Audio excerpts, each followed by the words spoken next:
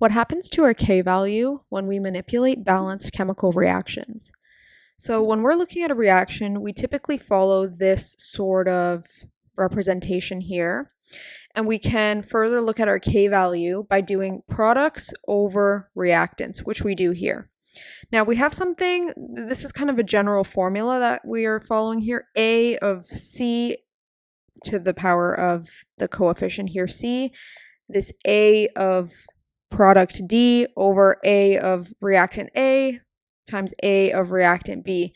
Now, what is this A value?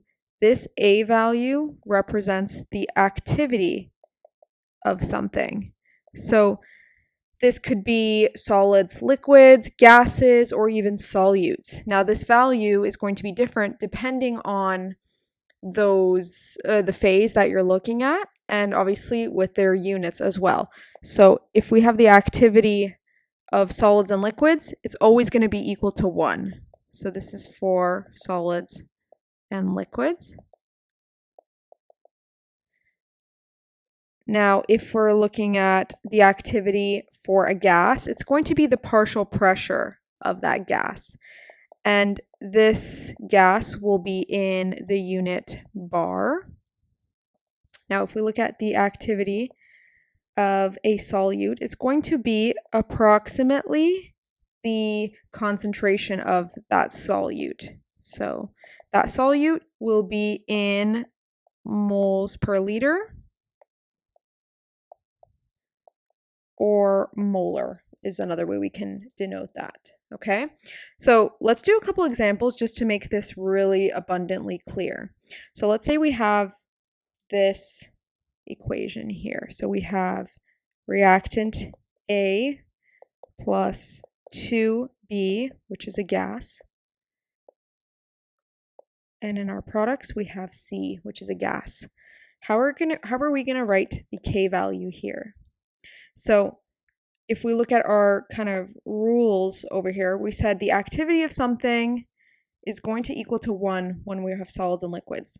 So this, immediately you should flag this and recognize that this is going to equal 1, okay?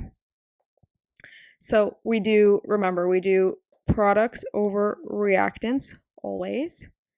So it's going to be the partial pressure of C over the partial pressure of B squared, because that is the coefficient. You cannot forget that coefficient. Now, this A is not included. It technically is. It's just 1. It's as if you're multiplying it by 1, so you can kind of ignore it. So the answer is essentially this. Partial pressure of C, our product, over partial pressure of B squared. Let's do another example.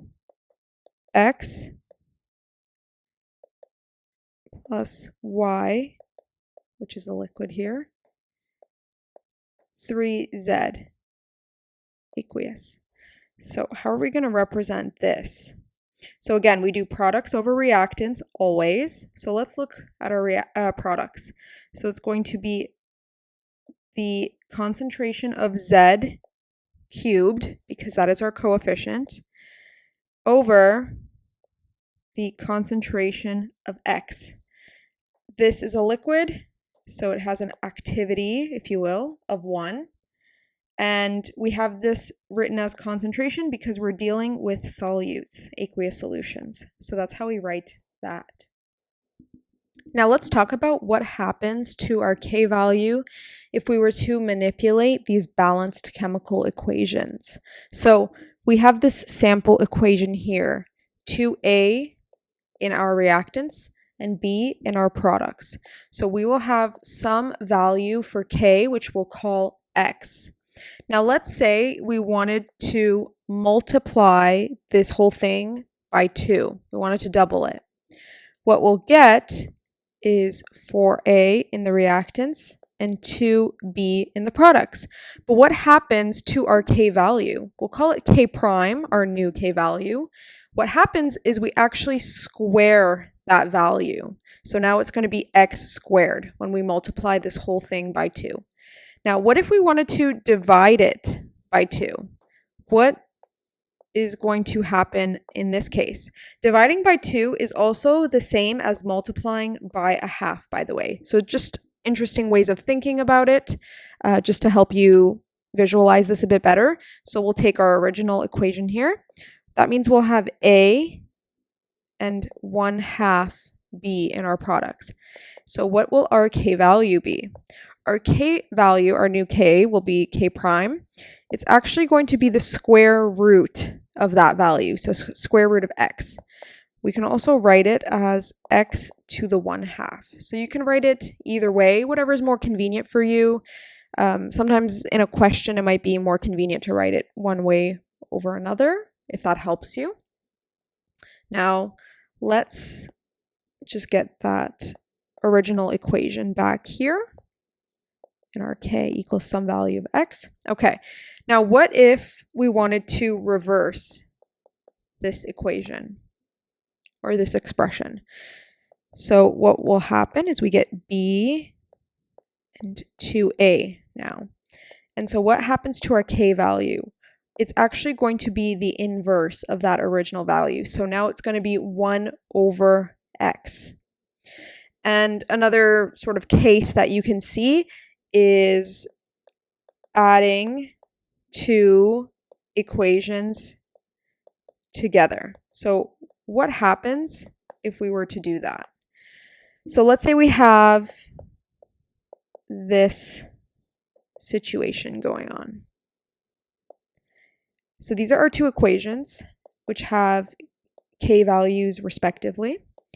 Now, what happens to our new K value? What is our new K value here? We'll call it K3.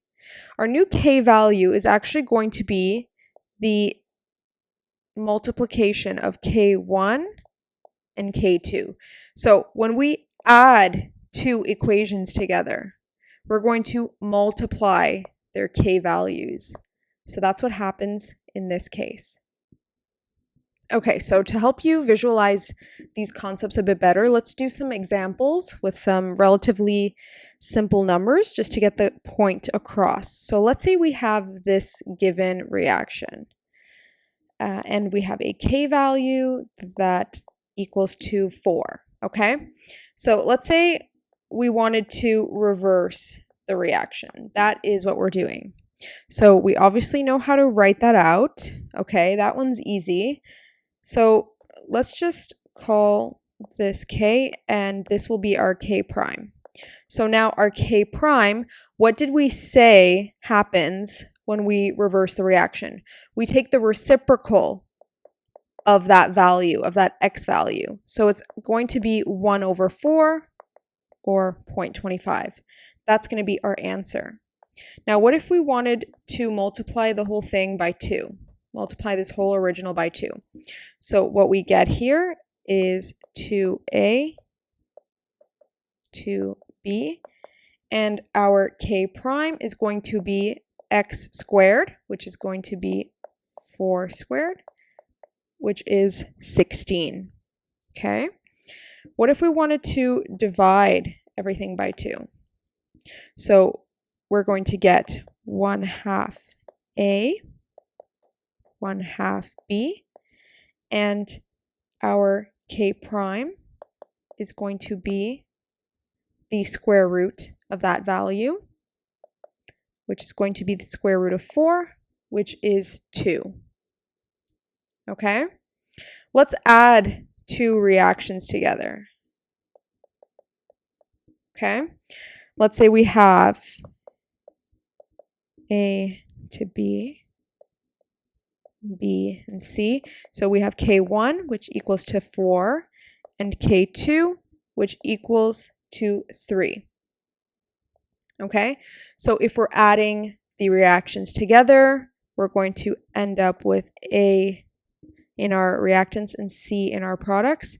And our K overall is going to equal to K1 times K2, which is 4 times 3, which is 12. So that will be our final answer there. That is our K overall.